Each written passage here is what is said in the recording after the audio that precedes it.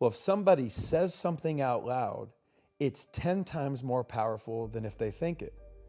And then as we started to study the data, particularly data that was just reinforced by Christine Porath from Georgetown and Harvard, that negativity is a multiple of 4 to 7 times more powerful than positivity. So think about that. If I say something out loud, it's 10x. If it's negative, it's 4 to 7 times more powerful. So when I say negative things out loud, it's 40 to 70 times more likely that that will happen or cause a result that won't be good for me than if I just didn't say anything. So as we were going into our second year at Alabama, and we were going into our first year at Florida State, and we were ultimately going into our second year at the University of Georgia, we made a bet. What if we could just get our players to not say stupid things out loud? What if we could just do that?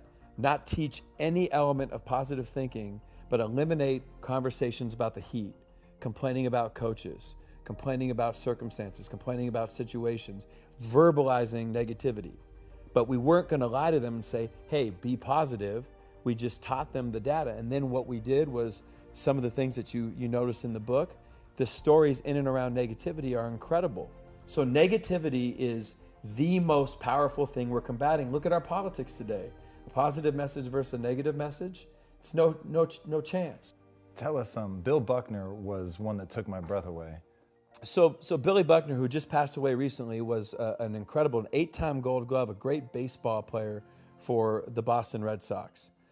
Well, he made a mistake in sports that would be one of the biggest sport bloopers in history. And in 1986, he let the game-winning run score on a ground ball through his legs that ultimately would give the Mets the World Series. Mm-hmm. Now, I was just watching an ESPN E60 Jeremy Schaap story, and I saw an interview that was done in 1990 that resurfaced in 1995, where Buckner was interviewed 12 days before the World Series, and he said, the dreams are to win the World Series, and the nightmare would be for me to let the game-winning run score on a ground ball through my legs. And then ultimately that's exactly what would happen. Now, by saying that out loud, what did he do? He didn't make it happen, but he increased the probability. And this is what I want people to understand. Your internal thoughts are all over the place. I want to push on that. Yeah. Do you think that he makes it more likely because it's going to subtly influence his behavior, or because you're talking to some magical deity that then says, well, you said it, and so I'm going to make it happen? I think that what he did is a subconscious plant. By verbalizing it and knowing that it's 10 times more powerful, he's planting it in his subconscious. He doesn't want it to happen, but it becomes something that's ultimately on his mind, and he gave it more power by verbalizing it. And then wasn't there somebody that said, I worry that I'm going to retire and die at 40 of a heart attack? Right, so Pistol Pete Maravich, a basketball player, I'll give you 2 other examples, but he was interviewed at 26 years old, and he said, I don't want to play 10 years of pro basketball and die at the age of 40 of a heart attack. Well, he played 10 years of pro basketball and in Pasadena, California, died of a heart attack at 40. There's another great story that I saw from a magazine called Success Unlimited in 1973. A guy is hired to fix a refrigerated boxcar in back of a train. He goes into the train, he panics, gets himself locked inside the boxcar. So now he's pounding on the door, there's nothing to do. He starts to panic and thinks he's gonna freeze to death. He finds a pen, he starts writing down, Tom, what's going through his mind, and he writes down, I'm becoming colder. As people, one of the things we do to ourselves is observe and report.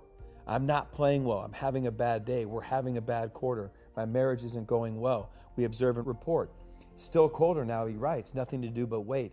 Half asleep, I can hardly write. Finally, he says, these may be my last words. And I'll show you the article. They open up the boxcar many hours later and they find him and he's dead.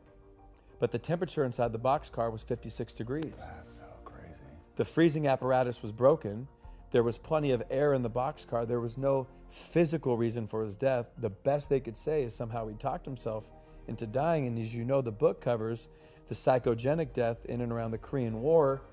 When the Korean War, 1/3 of all American POWs died, and they said that one of the things that was done in the POW camps was the negativity. They manufactured articles about the United States being bombed. They withheld all positivity. They didn't give them any mail. Believe it or not, there are regulations for POW camps throughout the world. And ultimately, they filled up these healthy American soldiers with all this doubt. A priest would end up calling it give-up-itis, and healthy American soldiers over a period of days would walk over to a corner, sit down, and die of broken hearts. So negativity is the most powerful thing we're combating. Look at our politics today.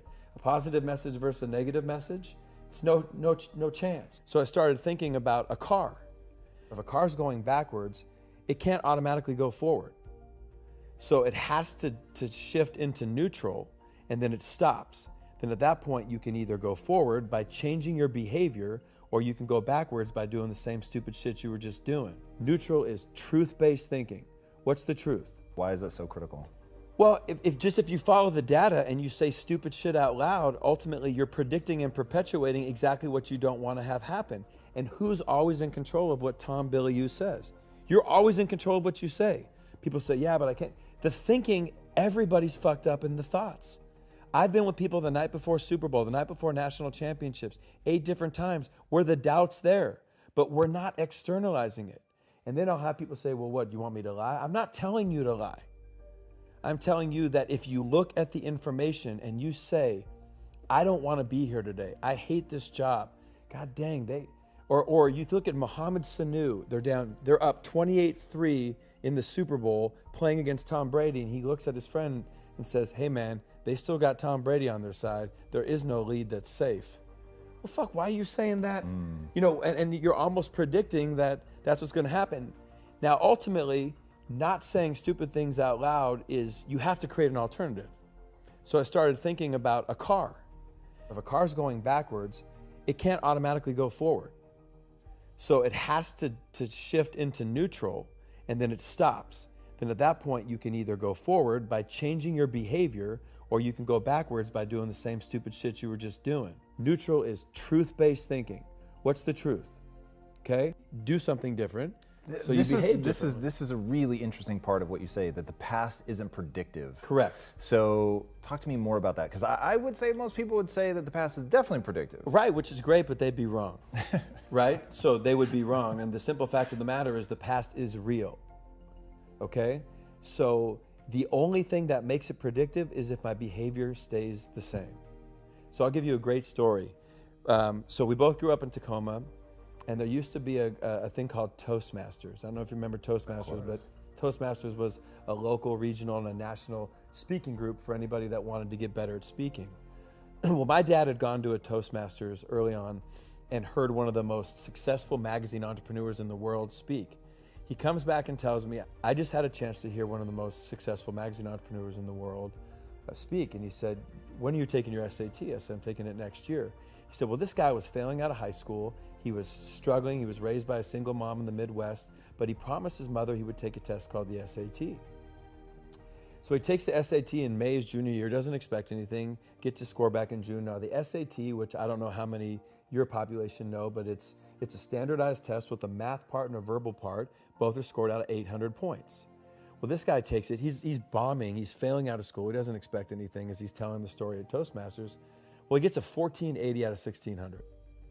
So he's stunned, right? That would be for the smart people that listen to your podcast. Insane, yeah. Right, cognitive dissonance. I Right? got a 900 on my SATs just Right. to give people a frame. Right, and I got a 990, excuse me. And I got a 1010, right? I was just, hey, 4 digits. It was a miracle, right?